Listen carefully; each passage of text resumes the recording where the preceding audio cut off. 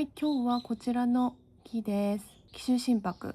今回は完成図からのお届けからスタートしてみたいと思ってます。もともとは左流れからの県外にしてたんですけれども、いろいろありまして、今こういうことになってます。11年の時を経てこんな感じになりましたよ。軍さんの心拍の本とか、これですね。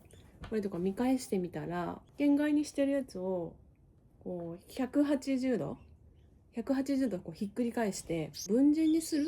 文人もありだなと思ってみたりしたんですけれども、文人にしてはちょっと骨太な感じがするので、こんな風になりましたよ。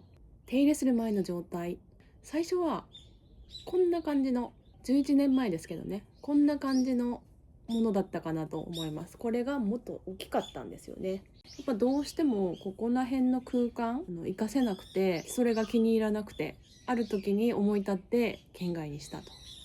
当時多分1500円ぐらいで買った苗木は11年経った今もおそらく1500円いって1600円。やっぱなんか変だぞと。11年前はできなかったことが、もしかしたら11年後の私のこの腕腕でなんかいい感じにできるかもしれないという感じですよ。今回はやっぱ傾きを直します。ここが正面で、ここが地平線地平線で、このシャリがやっぱりよく見える角度にしましょうっていう計算ですね。でそうするとここにあった枝が後ろに行っちゃうので、これをグググッとこっちに持ってこようかなって、そういうつもりです。うまくいけばいいんですけど、ダメだったらダメでね、それはそれで動画になると思うので。でじゃん、これカナブラシなんですけど、シャリ磨く時のためだけに存在しています。これを使って幹をまず掃除します。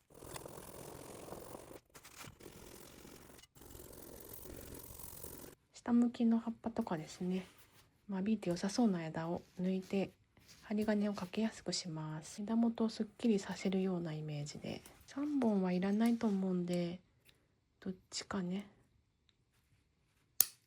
取って2本にするとか。こんなもんですね。この後幹磨いてもよかったですね。このブラシの方がよく取れるわ。力加減難しいですけどね。こんくらい太いのがいるよね。しかしながらちょっとこんな太いのはね、私は慣れてませんよ。ここシャリがもう走ってて、ここ曲げたらシャリと幹が離れちゃうんで、ここは曲げません。曲げるポイントはここです。私みたいな非力な中途半端な人間には厳しいんですよ。無理かな。ちょっといったよ。できるだけ針金の近くでペンチを持ってグッと幹の近くでペンチを持って幹の近くで曲げていく。そうするとピタッといきますね。でここ曲げたいからここに針金当てたい。曲げたいところに針金を当てる。それだけ守ればピッチがどうだろうとね、誰も見てませんから。ここだ、掴んだぞ。よいしょよいしょ。さっきより見えてきました。こう来てこうで後ろ向いてたのちょっとこっち向いてきましたね。めっちゃ大変だけど、もうちょっと大変なのは私よりこっちの木の方が大変だからね。私は大変じゃないよ。ここ来たよ。今どこかで多分ね、どっかが避けてると思いますけど、この保護してるおかげでね大丈夫ですよ。プルプルする。大丈夫、避けてもないわ。はい、こっちにおいで。よし。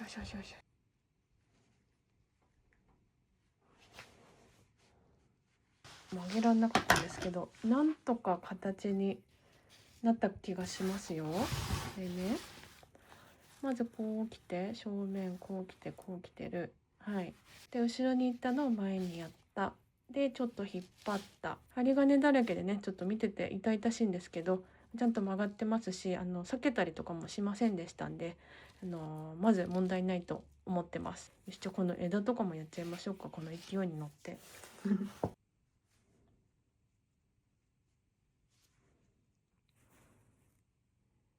こここが正面だった頃よりはこう後ろに引け腰だったのが、この根っこが出ての立ち上がりで、シャリがよく見えての後ろに行った幹がまた前に来て枝が振られてるっていう感じにはなったね。そんな気がしますよ。うん。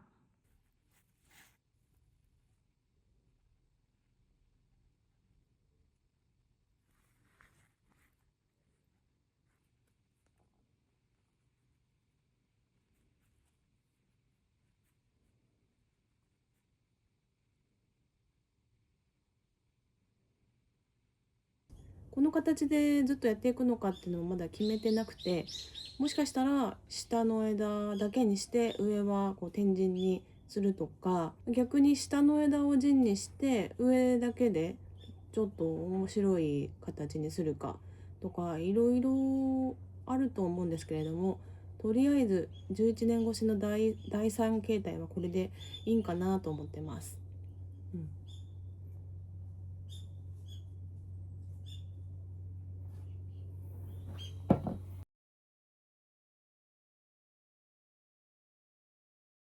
いただいたコメントを参考にこういうね、ホワイトボードを買いましたよ。思ったことを思った時にベロベロダラダラ喋っちゃうので、編集めっちゃ大変なんですよ。だからこうね、どういうことを喋るかとかをね、ホワイトボードにしようと思いますよ。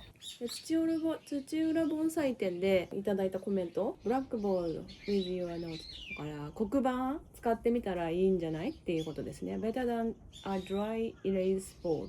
ドライエレイスボードはホワイトボードか。ホワイトボード as it is easy to use and easy to clean。うん。ホワイトボードより黒板の方がなんか使いやすいからそれ使ってみたらって、もうホワイトボード買っちゃったんですけど、just a thought 思いついただけですっていうコメントいただいてて、そう黒板もなるほどと思って考えたんですけど、チョークのカサカサ、水分持ってかれる感がもうね、アラフォーにはちょっと辛いヒヒヒってなるので、あとホワイトボードにしてみました。これがあれば編集もきっとスムーズだろうと思いますんで、はい、こういう風にね、人生は改善だと思いますので、いただいたコメントとかも参考にしてこれからねやっていきますよ。うん。